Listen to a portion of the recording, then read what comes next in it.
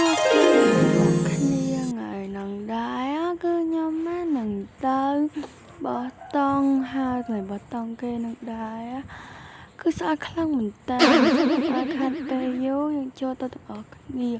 ប៉ុន្តែខ្ញុំទៅយកមិត្តភក្តិខ្ញុំសឹងឥឡូវខ្ញុំឡើងឡានដើម្បីទៅយកមិត្តភក្តិនាងខ្ញុំទៅនឹងគឺទៅចំនួន4នាក់បងប្អូនអរគ្នាឥឡូវផ្ទះមិត្តភក្តិទីមួយរបស់ខ្ញុំឈ្មោះកនិកានេះជាទៅវិញបងប្អូនអរគ្នាផ្ទះវាចិត្តគ្រាន់បើដែរហ្នឹងណាឥឡូវមកដល់ផ្ទះវាបងប្អូនអរគ្នាមានអីទៅវាធំជាងផ្ទះខ្ញុំទៀតឥឡូវវាកំពុងជេរខ្ញុំបងប្អូនអរគ្នាហើយយើងខំចាំហើយឡើងមួយថ្ងៃហើយទៅមកនេះឡើងចុកជើងឡើងហួយជើងអស់ហើយនេះខ្ញុំបានតបទៅវាថា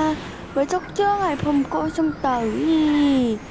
ដឹងហើយមនុស្សអ្នកបើកឡាននឹងវិទ្យាប៉ុណ្ណាហ្នឹងឥឡូវមកដល់ផ្ទះមិត្តភក្តិខ្ញុំទី2ផ្ទះមិត្តភក្តិខ្ញុំទី2ហ្នឹងគឺឈ្មោះកុនធាវាអត់សូវជេរខ្ញុំមកទេវាគ្រាន់តែនិយាយដាក់ខ្ញុំថាអញខំចាំវាឡើងមួយថ្ងៃតែកុំមើលដំណើរដូចអត់បែប5ឆ្នាំចាំវាឡើងយូរហើយខ្ញុំក៏បានតបទៅវាថាហេខំផឹងល្អម៉ែវ៉ៃជាឡានគេចឹងខំផឹងល្អដែរស្ងាត់មកខ្លះមើលហើយឥឡូវគឺខ្ញុំទៅយកមិត្តភក្តិនឹងខ្ញុំទី3គឺមានឈ្មោះថាលីតាឥឡូវជិះដល់ផ្ទះវាបងប្អូនអរគ្នានេះផ្ទះវាក៏ធំដែរក៏ប៉ូលីសតែអ្នកមានឥឡូវគឺយើងធ្វើដំណើរចេញទៅហើយលីតាហ្នឹងវាមាត់តែមាត់អរគ្នាវាល្អជាងពួកអ៊ីឆ្ងាយណាស់ហើយថ្ងៃហ្នឹងគឺពេញទាំងអស់គ្នាហ្មងនាងខ្ញុំក៏ពេញមិត្តភក្តិនាងខ្ញុំក៏ពេញដែរចាំបីក៏មើលឡានណាក៏បកកាឈុកដែរអូយខ្ញុំមកសាឡានមកនេះ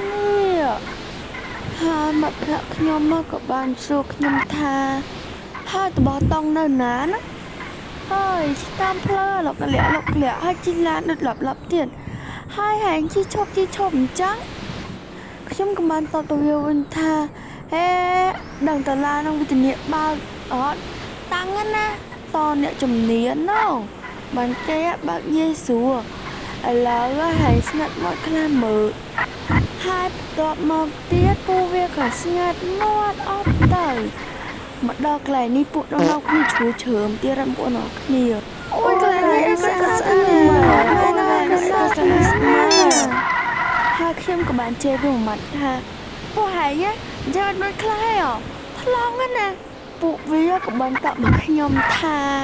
រឿងតិចតួចរឿងតិចតួចក៏ប្រកាន់ដែរនិយាយហួរមកពួកហ្នឹងនិយាយស្មាត់គ្នាល្អ